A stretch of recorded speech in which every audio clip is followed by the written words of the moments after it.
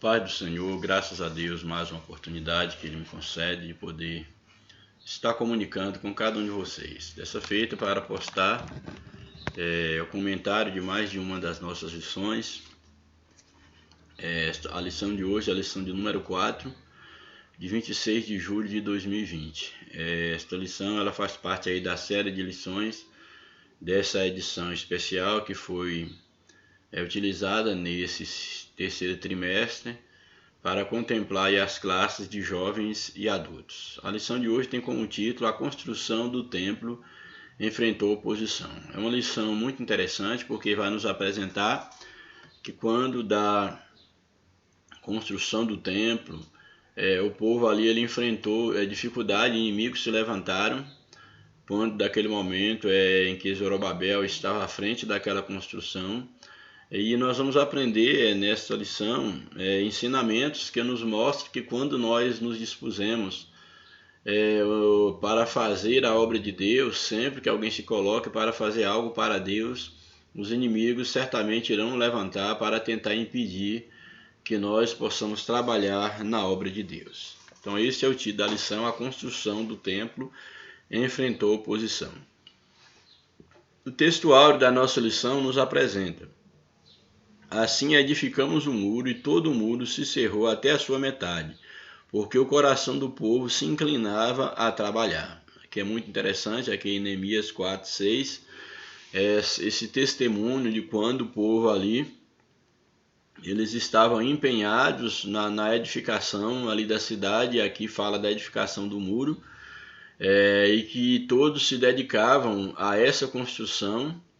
E aí até a metade do muro já havia sido erguida, porque o coração do povo de fato se voltou para a reconstrução ali da cidade, para a obra que eles tinham que fazer em relação a Jerusalém. Então isso aqui é muito interessante, mostrando que quando o povo de Deus ele se une, como foi nesse episódio, Deus ele faz muito por intermédio da união do seu povo. E aqui não era diferente nesse episódio aqui, retratado aqui por Neemias. A verdade prática nos apresenta: se confiarmos verdadeiramente em Deus, venceremos todas as resistências do maligno. Também é muito importante nós entendermos que a obra ela é uma obra que pertence a Deus, e se nós confiarmos inteiramente em Deus, o Senhor ele está conosco, e nós receberemos dele condição para vencermos toda a resistência do maligno. Louvado seja o nome do Senhor. Essa lição ela nos traz aí como leitura bíblica em classe o livro de Esdra, capítulo número 4, e aí alguns versos salteados, aí o verso 7, o verso 9, depois do verso 11 ao 13, depois do verso 15, verso 16, o verso 21 e 24. Aí o porquê desses versos aí separados, são um salto de um verso para outros, é exatamente porque aqui o propósito é mostrar mais especificamente, assim, trazer um contexto do levante, da oposição que ali no caso Zorobabel, o povo de Deus, enfrentou quando da construção ali do templo, quando eles estavam ali fazendo aquilo que Deus havia, vamos dizer assim, determinado que eles fizessem. Aí no versículo 7 do capítulo 4 nos diz o seguinte: e nos dias de Artaxerxes, escreveu Bislão, Mitredate, Tabeel e outros da sua companhia, esses que eram inimigos ali do povo de Deus, de Zorobabel. Eles então escreveram ao rei Artaxerxes, que é o rei da Pérsia, como nos diz o texto. Então escreveram ao rei da Pérsia, Artaxerxes, e a carta estava escrita em caracteres aramaicos e na língua siríaca. E aí o verso 9, então escreveu Reum, o chanceler, e Sinzai, o escrivão, e outros da sua companhia, dinaístas, afarquistas, taperlistas, afarzistas, arquevistas, babilônios, que são povos, susanquitas, deavitas e lemitas. Estes, pois, escreveram, no caso aí, Artaxerxes ao rei da Pérsia. Este, pois, é o teor da carta que eles enviaram ao rei da Pérsia, dizendo: teus servos, os homens daquém do rio, e em tal tempo, saiba, ó rei, que os judeus que subiram de ti e vieram a nós em Jerusalém e edificaram aquela rebelde e malvada cidade, e vão restaurando seus muros e reparando seus fundamentos.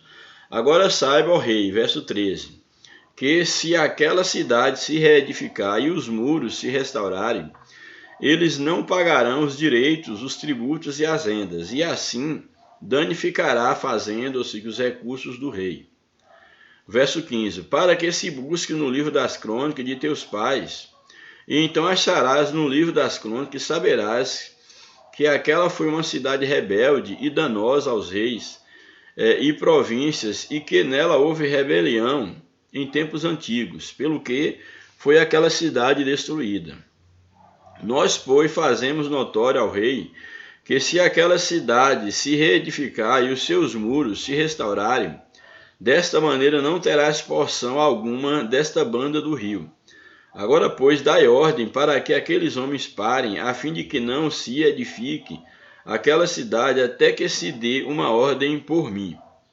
E guardai-vos de cometerdes erro nisso, porque cresceria o dano para prejuízo dos reis. Por que cresceria o dano para prejuízo dos reis? Então, depois que a cópia da carta do rei Artaxerxes se leu perante Reuam e Sinzai, o escrivão, e seus companheiros, apressadamente eles receberam autorização, no caso aqui do rei de Artaxerxes, para poder impedir a obra ali em Jerusalém. Então eles apressadamente foram a Jerusalém aos judeus e os impediram à força do braço. Os impediram e com violência. Então cessou a obra da casa de Deus, ali que estava fazendo, para então a obra do templo, que estava em Jerusalém, e cessou até o ano 2º do reinado de Dário, rei da Pérsia. Então nós temos aqui que nesse contexto, quando Artaxerxes estava sendo rei ali da Pérsia, esses inimigos do povo de Deus se levantam, enviam carta para esse rei, para que fosse impedido que desse continuidade à restauração ali em Jerusalém, e aqui mais especificamente aqui a construção do templo. Então aqui nesse período a construção ali então foi impedida, eles foram impedidos de poder reparar ali aquela construção, e também isso ficou, aquilo ali, toda a obra ficou parada até o 2º ano do reinado de Dário, aí esse novo rei da Pérsia. Bem, aí na lição do professor nós temos o seguinte aqui, algo bem interessante. Um momento especial na vida do povo de Deus após o exílio era esse que eles estavam vivendo agora, que era a reedificação do templo, um lugar de adoração, de comunhão com o Todo-Poderoso. Então esse era um momento muito importante para a nação, mesmo porque a nação de Israel é uma nação monoteísta, uma nação cujo o culto, o templo, a vida religiosa tinha um significado muito grande para essa nação. Então esse era um momento muito especial, muito importante na vida do povo de Deus, que era exatamente esse momento da reedificação do templo. É interessante observar que o comentarista coloca algo que eu acho também muito interessante, é que o altar, e nós vimos isso na lição passada, o altar, que era o centro do culto judaico, já tinha sido restaurado o altar. E nós vimos na semana passada que antes de fizermos qualquer coisa para Deus, é necessário que nós restauremos o nosso altar espiritual para depois construirmos templo, fazermos outras obras para Deus, mas o mais importante é a restauração do nosso altar espiritual. É claro que naquele momento nós falamos que ali era um altar físico, mas que tinha uma simbologia espiritual, e o nosso altar espiritual deve estar em dias diante do Senhor. Então o altar, o centro do culto judaico, já tinha sido restaurado, já tinha se oferecido sacrifícios, expiação pelo pecado já estava sendo oferecida ao Senhor. Ali aquele povo como um reino sacerdotal, como um povo santo, separado para Deus. O povo deveria então oferecer sacrifício a Deus, isso já estavam ali fazendo no tocante ao altar. Porém, o templo ele precisava ser restaurado, e a essa restauração ela deveria ser vista como prioridade para eles. Olha, já restauramos aqui, no caso, o altar, o culto ao Senhor, porém o templo agora é uma prioridade para eles. Então o templo tinha que ser restaurado. Então, os que haviam voltado do cativeiro lançaram, no caso aí, na verdade era uma reconstrução do templo, e lançaram então os alicerces do templo. Todavia, o povo, no caso ali, eles já começavam a enfrentar a investida do inimigo, como nos diz aí em Êxodo 4:4, todavia o povo da terra debilitava as mãos do povo de Judá e inquietava-os no edificar. Aí os inimigos começaram a surgir para fazer com que o povo de Judá não pudesse tocar aquela obra à frente, a fim de que aquela obra ela fosse interrompida. Então os inimigos eles começam a levantar, como sempre na história, sempre houve inimigos que tentaram atrapalhar o projeto de Deus para o seu povo. Zorobabel, que estava ali à frente, juntamente com o povo, além de trabalhar arduamente na construção, tiveram que enfrentar inimigos externos e internos. Eram inimigos tanto de fora, quanto inimigos da própria terra ali, vamos dizer assim, irmãos, basicamente, tentavam impedir com que eles, para que eles continuassem trabalhando, fazendo aquela obra. Homens que se infiltraram no meio do trabalho, cujo único objetivo era atrapalhar e impedir a reconstrução. Porém, os judeus, sob a liderança de Zorobabel, não deixaram se intimidar pelos adversários. Sempre é interessante nós observar que sempre nós também devemos tomar essa atitude de não deixar-nos intimidar, ter coragem para lutar, para tocar aquilo que Deus colocou nas nossas mãos. E talvez você esteja enfrentando algo semelhante, é necessário que você entenda que a obra de Deus ela sempre enfrentou oposição, mas o Senhor ele é o dono da obra. Nós não devemos ficar olhando para o inimigo, é claro que não devemos ignorar o inimigo, mas saber nós não devemos nos paralisar diante do inimigo. Dar atenção, vamos dizer assim, a atenção em demasia ao inimigo no sentido de deixarmos de fazer aquilo que Deus quer que nós venhamos fazer, porque as críticas elas vão surgir, as oposições elas vão surgir, mas nós devemos estar com os nossos olhos postos em Cristo, que é o dono da obra.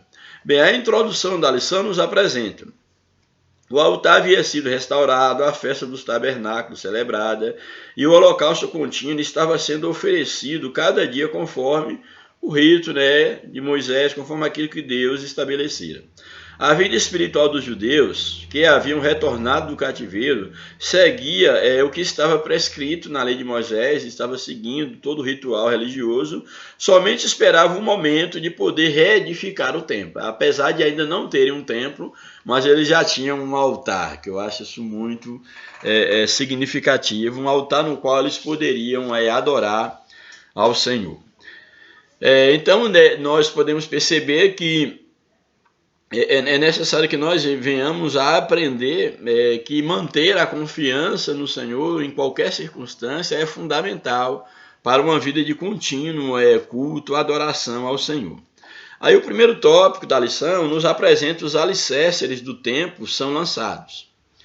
Depois que os materiais para a construção do templo chegaram, segundo a concessão feita pelo rei Ciro, rei da Pérsia, rei que deu a ordem para que eles voltassem para poder reconstruir a cidade, reconstruir o templo, reparar os muros da cidade. Isso foi feito exatamente pelo rei Ciro, como um cumprimento de uma profecia divina. Então eles, uma vez que todo o material concedida a permissão do rei Ciro havia sido lançada, Zorobabel, os que voltaram do cativeiro, então, eles lançaram o alicerce do templo e todos estavam bastante animados para aquele trabalho. E aí nós até que venha essa oposição, agora não mais aqui Ciro, como Ciro que havia dado a ordem, mas agora o rei Artaxerxes, um novo rei agora, o rei da Pérsia. Ele agora estava, vamos dizer assim, ele assinou, ele concordou, ele permitiu que os inimigos, no caso do povo de Deus, atrapalhassem, vamos dizer assim, aquela obra. Aí o primeiro subtópico, o lançamento dos alicerces, foi celebrado com uma solenidade. Os sacerdotes já paramentados e com trombetas, e os levitas, filhos de Asaf, com saltério, para louvarem ao Senhor conforme a instituição de Davi, rei de Israel. Aí uma festa para o lançamento das bases do templo. Todos os que assistiram o lançamento dos alicerces expressaram seus sentimentos com tão grande júbilo que a Bíblia diz que as suas vozes se ouvia de longe. Tal era a alegria do povo em saber que o templo seria reconstruído. Aí o subtópico 2, a reedificação do templo. A reedificação do templo foi resultado do despertamento que veio através de Ciro, rei da Pérsia. Convém lembrar que o despertamento pentecostal é que dá um retrato do despertamento que chegou no Brasil, e ele foi uma obra divina, uma obra do Espírito Santo, e nos mostra a grande obra que foi realizada aqui no Brasil por meio do ministério do Espírito Santo. E aqui, quando Ciro ele foi despertado, no caso, para poder dar permissão e dar condição dos homens judeus voltarem para Jerusalém, era exatamente também uma obra do Espírito Santo. Louvado seja o nome do Senhor.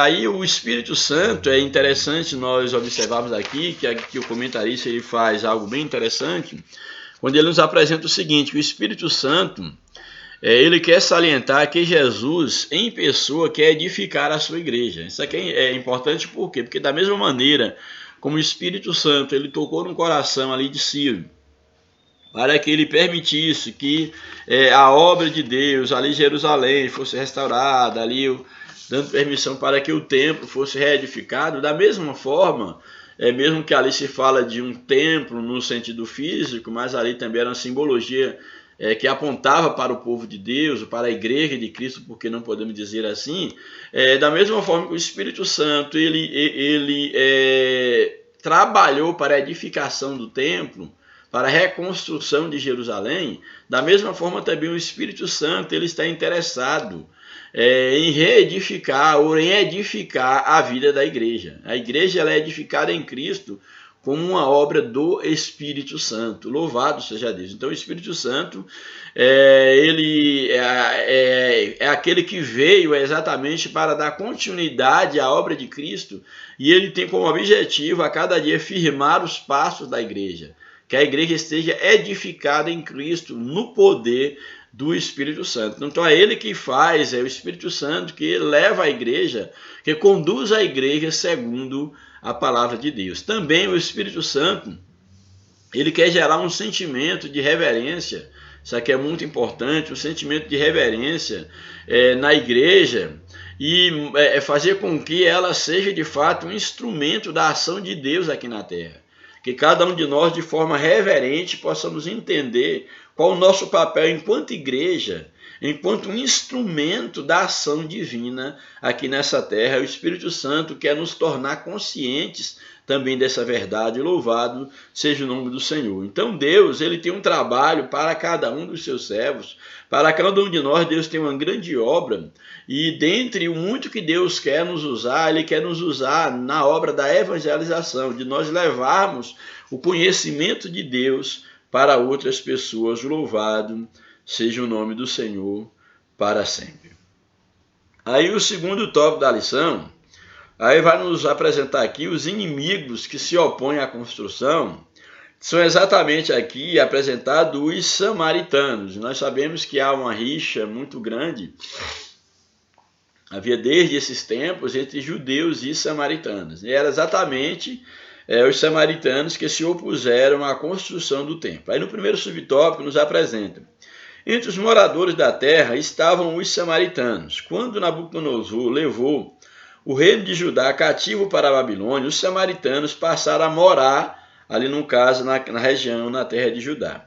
Estes eram descendentes, os samaritanos eram descendentes de uma mistura de gente que o rei da Síria tinha deslocado das cidades de Samaria, depois de ele ter levado as 10 tribos do reino do norte em cativeiro para a Síria. Então mostra aqui que os samaritanos, depois que Nabucodonosor levou o reino, no caso de Judá, cativo para a Babilônia, os samaritanos eles passaram a morar naquela terra, e esses samaritanos eram exatamente descendentes de uma mistura de gente que o rei da Síria tinha deslocado das cidades de Samaria, depois dele ter levado as 10 tribos, no caso do reino do norte, ele ter levado em cativeiro para a Síria. Então eram povos pagãos, era, vamos dizer assim, uma mistura de gentios com judeus, também era uma das descrições dos samaritanos. Então eles eram povos pagãos que haviam sido ensinados, conheciam um pouco, haviam sido ensinados sobre o Deus de Israel. E os samaritanos, eles continuavam servindo aos seus deuses, mas também temiam o Senhor, no caso Deus de Israel. Então esses eram os samaritanos. Os samaritanos, subtópico 2, tentaram frustrar a construção do templo. A maldade dos samaritanos levou-os a enviar uma carta ao rei da Pérsia, como nós já lemos, contendo acusações mentirosas contra os judeus. Eles acusavam que os judeus iriam se rebelar contra, no caso, o rei da Pérsia, não iria pagar mais imposto, o rei teria, no caso, prejuízo naquela região, o rei perderia o domínio sobre aquela região, e eles então, no caso aqui, os samaritanos, eles elaboram uma carta ali por meio dos seus líderes, dos seus chefes maiores, eles elaboram uma carta e passa, no caso, essa informação exatamente para tentar impedir aquela obra. Então foi exatamente o que eles fizeram. O rei que recebeu aquela carta não conhecia bem o assunto e mandou parar a obra. Não conhecia bem do que se tratava, que era de fato uma cilada, ou era, no caso, uma cilada contra o povo judeu, e ele então mandou parar a obra. Então o que nós podemos ver aqui é que os samaritanos, eles estavam entre os moradores da terra e eles se opunham exatamente à construção. Eram inimigos que estavam ali próximos, eram inimigos de perto que se opuseram à construção, no caso ali, a reconstrução de Jerusalém e ali no caso do templo. Aí que tem um subsídio teológico daqui da lição do mestre, que tem algumas informações que eu acho que é bem interessante, que nos apresenta o seguinte: ao ouvir que Jerusalém era reconstruída e o templo restaurado, os samaritanos e outros povos das redondezas perturbaram-se e ficaram incomodados com aquilo. Eles temiam que se permitisse que os judeus se estabelecessem em Jerusalém e representariam uma ameaça à sua segurança e ao poder, no caso dos samaritanos. Traiçoeiramente pediram a Zorobabel, isso aqui é muito importante, que eles pediram a Zorobabel e a Jesua que deixasse que eles ajudassem na construção do templo, porque também eles estavam tocados para poder construir e adorar o verdadeiro Deus. Eles usaram essa justificativa, porém, Zorobabel, ele conhecia muito bem qual era a intenção do coração dos samaritanos, e ele não permitiu. Então, quando eles foram rejeitados, eles começaram então a atrapalhar os judeus. Começaram a colocar empecilhos para atrapalhar judeus, palavras que viessem a desanimar, que eles não fariam aquilo, que aquilo ali não iria em frente, de todas as formas possíveis. Quando eles não conseguiram de todos os meios, através de palavras negativas, então eles tomam a atitude de mandar cartas, no caso ao rei, exatamente para poder barrar aquela construção. Então, em todo caso, no caso, os trabalhadores, não deram ouvido. Então, que eles alugaram conselheiros que aprenderam, no caso, que aparentemente deram impressão enganosa sobre os judeus ao rei da Pérsia. Pessoas que passaram relatório negativo, convencendo o rei da Pérsia em relação a isso.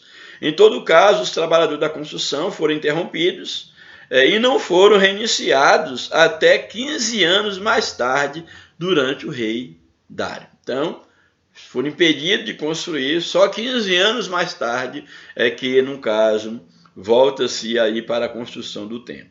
Muitos estudiosos pensam que a interrupção dos trabalhos de reconstrução do templo é um simples exemplo de falta de fé por parte daqueles que estavam encarregados da obra. Eles tiveram antes a autorização de Ciro, que era uma autoridade, no caso, do momento. Também eles tinham a bênção de Deus para aquele empreendimento. Então, eles deveriam continuar trabalhando. Eles, como Neemias, deveriam ter continuado firme no trabalho, apesar da oposição. E Deus certamente teria tornado possível a conclusão daquele trabalho. Segundo alguns, houve uma certa fraqueza por parte daqueles que estavam à frente daquela obra. Com base em Ageu 1:4, parece que durante esse período de estagnação, os judeus se voltaram para a reconstrução e decoração das suas próprias casas, como nós veremos um pouco mais à frente. Aí o terceiro tópico da lição nos apresenta como se explica a falta de resistência dos judeus. Então, aqui, segundo aquilo que se pode apreender e o que a lição nos apresenta, que os judeus eles poderiam ser mais resistentes, uma vez que eles já haviam recebido uma ordem, no caso, uma permissão, inclusive do próprio rei da Pérsia anterior, que era o rei Ciro. Os judeus deveriam ter ido ao rei da Pérsia para assegurar a construção, e eles não fizeram isso. Uma vez que também o rei da Pérsia, antes aqui no rei, no caso, o rei Ciro antes já havia dado a permissão, porque então eles não iam até o rei da Pérsia? Porque eles não tomaram, por exemplo, o que se questiona aqui é porque eles não tomaram a atitude de ir até Artaxerxes, o atual rei da Pérsia, e colocar para eles, apresentar a permissão que eles haviam recebido anteriormente do rei anterior, no caso do rei Ciro, para poder reconstruir aquela cidade e o templo. Por que eles não fizeram isso? Esse é o questionamento. Então, os judeus deveriam ter ido ao rei da Pérsia para assegurar a construção. Uma ordem dada por uma autoridade superior não pode ser invalidada por uma autoridade inferior. A ordem de construir o templo tinha sido dada pelo Deus dos céus, através do rei Ciro, a maior autoridade da época. Deus, que era a autoridade maior, havia dado essa ordem. Deus estava com o povo, e também na época, quando dá autorização, a maior autoridade da época era o rei Ciro, que havia dado a autorização, movido por Deus, para que eles fizessem aquela obra. Ele havia assinado um decreto para a construção do templo. Então, ele assinaram o decreto da construção do templo, etc. Os judeus deveriam ter recorrido também a Deus, deveriam ter recorrido ao rei da Pérsia e também, é claro, recorrido a Deus em primeiro momento. Todavia, os judeus, isso aqui é muito interessante, toda a história dos judeus é rica de exemplos de como Deus ajudou o seu povo em tempos difíceis. A própria vida dos judeus para Jerusalém, ou a vinda dos judeus para Jerusalém, era uma clara demonstração de que Deus estava no negócio. O próprio fato de Ciro, Deus ter tocado no coração de Ciro para que o povo pudesse vir do cativeiro para Jerusalém, já provava que Deus estava com aquele povo. Porque eles não clamaram a Deus, porque não se voltaram para Deus, porque não buscaram, não lutaram por esse direito de reconstruir a cidade e o templo. Por que não? Vejamos alguns exemplos da história dos judeus quando eles foram ajudados pelo Senhor. Aqui nos traz, por exemplo, nos dias do rei Ezequias, Judá foi cercado pelo rei da Síria, que ameaçava fazer de Judá o que havia feito com, no caso, os reis de Israel, levá-los ao cativeiro. E naquele perigo, o rei Ezequias ele buscou ao Senhor. Ele buscou ao Senhor e ele foi ouvido, pois o Senhor mandou um anjo naquela noite, e a Bíblia nos registra que 185 mil soldados foram mortos, foram feridos, lá em 2 Reis 19:30, como também em 2 Crônicas 32, 21 e 22 está registrado. Então Deus, ele lutando pelo seu povo. Também nos dias de Josafá, isso aqui é muito interessante, no dia de Josafá, ele estava ameaçado pelos moabitas, que eram os habitantes, no caso ali daquela região. Então os habitantes de Judá, ameaçados pelos moabitas ali, dentro daquele contexto, eles foram convocados pelo rei Jeosafá para buscar socorro do Senhor. Em 2 Crônicas 20, capítulo 20, verso 1 ao 24. E Deus guerreou por eles, sem eles terem que lutar. E os inimigos foram desbaratados ali, foram vencidos, mesmo sem eles poderem lutar, porque o Senhor lutou por ele. Então são muitos os exemplos da ajuda de Deus. E esses exemplos deveriam inspirar os líderes à resistência dentro daquele contexto de perseguição em que eles estavam enfrentando. Porém, não houve essa resistência, não houve, vamos dizer assim, segundo aqui o comentarista coloca, e à luz da Bíblia a gente pode ver também que não houve uma certa disposição para poder brigar por isso, vamos colocar assim. O motivo da falta de resistência dos judeus era de ordem espiritual. Aqui o comentarista ele levanta duas questões aqui, que prováveis motivos para a não resistência por parte dos judeus, e coloca na área espiritual. Aí primeiro coloca em relação a Zorobabel. Zorobabel, o chefe político do povo judeu, até então, tinha confiado na sua própria força. Quando as suas próprias forças se esgotaram, não teve mais condições de resistir, sentindo-se inteiramente desarmado diante do inimigo. Aqui é uma leitura do comentarista. É claro que há um texto bíblico aqui que pode ser utilizado para poder levemente, vamos dizer assim, confirmar essa posição, uma vez que Zacarias 4, verso 6 diz o seguinte: prosseguiu ele e disse-me: esta é a palavra do Senhor a Zorobabel, não por força nem por poder, mas pelo meu espírito, diz o Senhor dos exércitos. Quem és tu, ó grande monte, diante de Zorobabel? E aí começa a falar aqui que serás uma campina, o monte será uma campina, porque ele colocará a pedra de remate em meio a aclamações, haja graça e graça para ela. Então mostra aqui essa visão aqui que Zacarias tem desse candelabro, etc. E mostra aqui que os inimigos não iriam subsistir diante de Zorobabel, não pela sua força, mas, como diz aqui, não por força nem por violência, mas pelo meu poder, mas pelo Espírito do Senhor, diz o Senhor. Então aqui o comentarista, a partir desse texto, ele faz essa leitura, que provavelmente Zorobabel até então ele estava confiando na sua força, mas era necessário que ele confiasse mais em Deus, porque aquela obra seria realizada não pela força de Zorobabel. Os inimigos não seriam, vamos dizer assim, não seriam vencidos por Zorobabel, mas seriam vencidos pelo próprio Deus, pelo seu Espírito. Aí é o que o comentarista aqui coloca, que Zorobabel até então é provável que ele estava confiando na sua força, quando na verdade aqui o profeta ele traz essa mensagem para Zorobabel que ele deveria confiar no Senhor, porque não seria pela sua força, mas seria pela força do Senhor.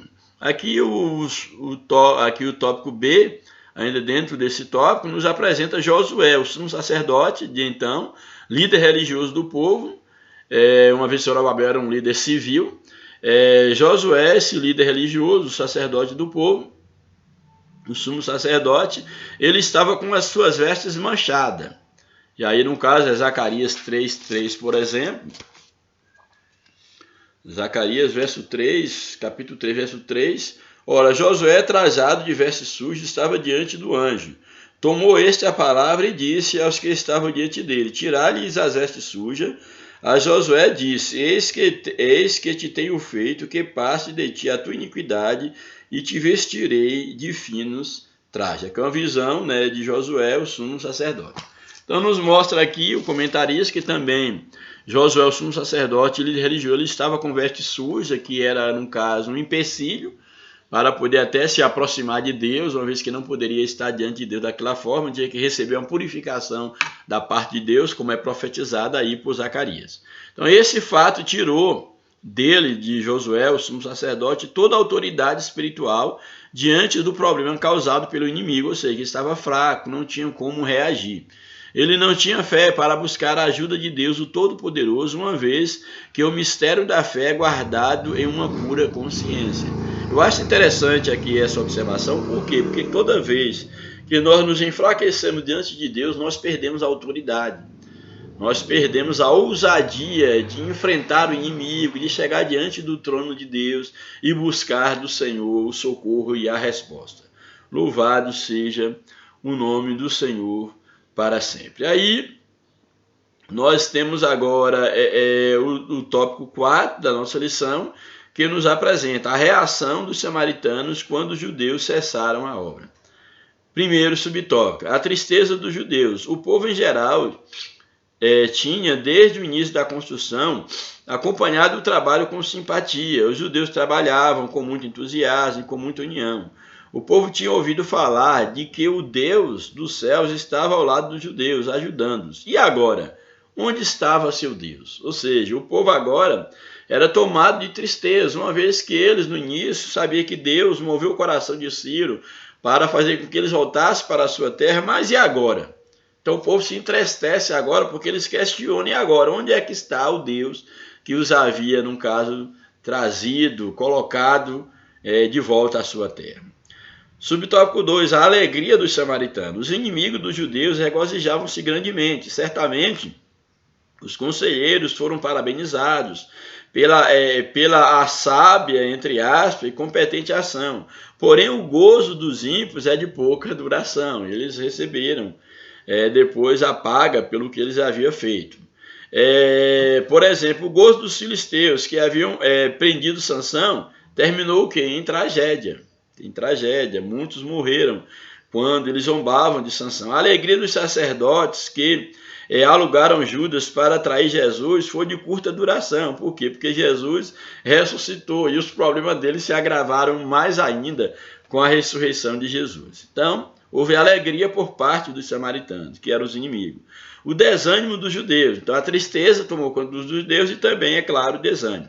Os judeus que tinham voltado do cativeiro para reconstruir ou construir o templo, sentiam-se o quê? Humilhados e tristes, envergonhados, tristes, humilhados. Mas, passado algum tempo, eles começaram o quê? A se acomodar. Já que não deu certo mesmo, vamos cada um cuidar da nossa própria vida. Então, a princípio, se sentiram humilhados, envergonhados, desanimados, mas depois, com o passar do tempo, eles se acomodaram com a situação, não lutaram mais para continuar a construção do templo, deixaram-se dominar pelo desânimo, como infelizmente acontece ainda na atualidade. O desânimo é uma das mais eficazes armas usadas por Satanás contra os crentes. E aí a necessidade de nós lutarmos contra o desânimo para não nos deixarmos ser vencidos pelo desânimo, pelas investidas de Satanás. E o que prova o desânimo dos judeus, por exemplo, alguns deles conformaram-se pensando que talvez ainda não era a vontade de Deus que o templo fosse construído. Isso aqui eu achei bem interessante, aí no livro de Ageu, por exemplo, nós pegamos Ageu capítulo 1, verso 2, há uma repreensão do Senhor, quando diz o seguinte, Ageu 1, 2 diz o seguinte, assim fala o Senhor dos Exércitos, este povo diz, não veio ainda o tempo em que a casa do Senhor seja edificada. Então aqui o Senhor está exatamente trazendo uma repreensão para que aquele templo ele fosse construído. Então o povo, eles acomodaram, não, achava que não era o tempo para a construção. Outros aproveitaram a interrupção da obra, já que parou a obra do Senhor, para cuidar de suas próprias casas. Aí também Ageu 1,9 diz o seguinte, Ageu capítulo 1, verso de número 9. Esperastes o muito, e eis que veio a ser pouco. E este pouco, quando trouxeste para casa, eu com um assopro dissipei. Por quê? Diz o Senhor dos Exércitos, por causa da minha casa, que permanece em ruína, ao passo que cada um de vós corre por causa de sua própria casa. Então aqui Deus mostrando, repreendendo o seu povo, que eles abandonaram a construção da casa do Senhor e cada um foi cuidar da sua própria casa. Também, eles com o passar do tempo, eles chegaram a faltar com suas obrigações espirituais, deixando de contribuir para a obra de Deus, como se pode, subentende aí do capítulo 1, verso de número 6,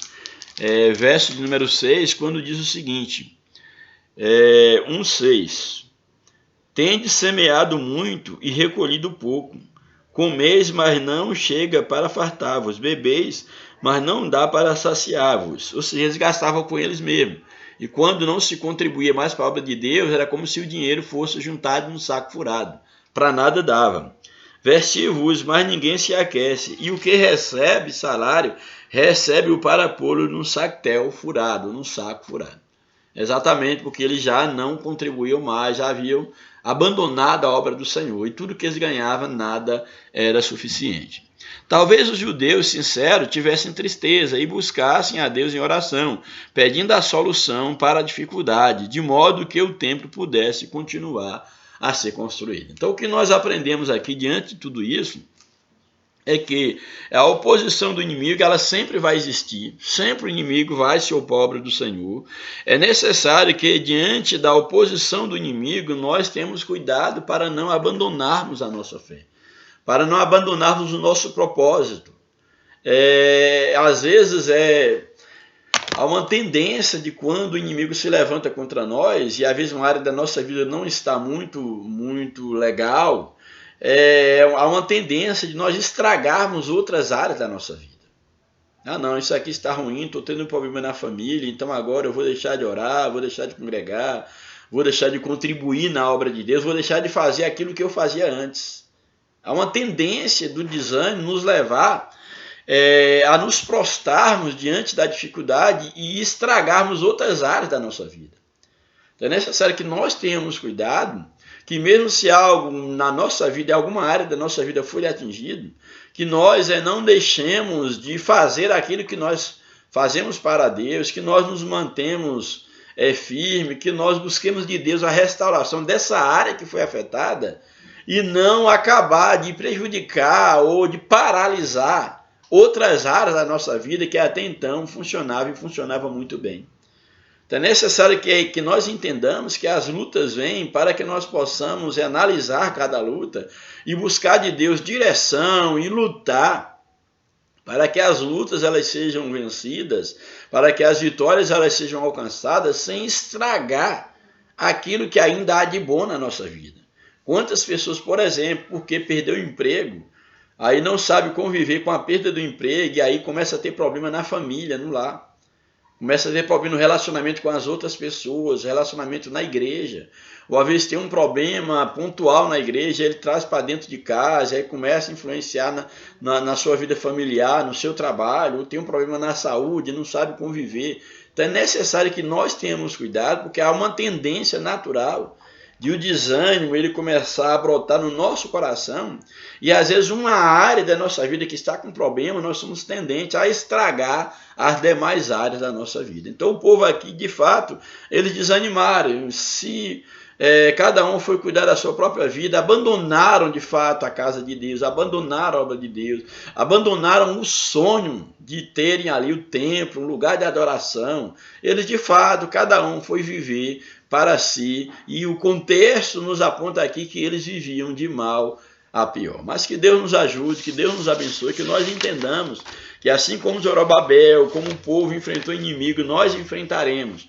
Mas a nossa posição é nos manter firme, sabendo que o Senhor é o dono da obra. Nós não estamos construindo um templo humano, mas a Bíblia diz que nós somos o templo de Cristo, nós somos o edifício de Cristo, que o nosso altar esteja reconstruído, que o nosso templo a cada dia esteja sendo edificado em Deus pelo poder do Espírito Santo. Então que Deus nos abençoe, que Deus nos encha de graça e que nós possamos enfrentar toda a oposição que porventura vier ao nosso caminho, ao nosso encontro, para nos paralisar diante da caminhada. Que Deus nos abençoe, um grande abraço, a paz do Senhor, até a próxima oportunidade, em nome de Jesus. Amém.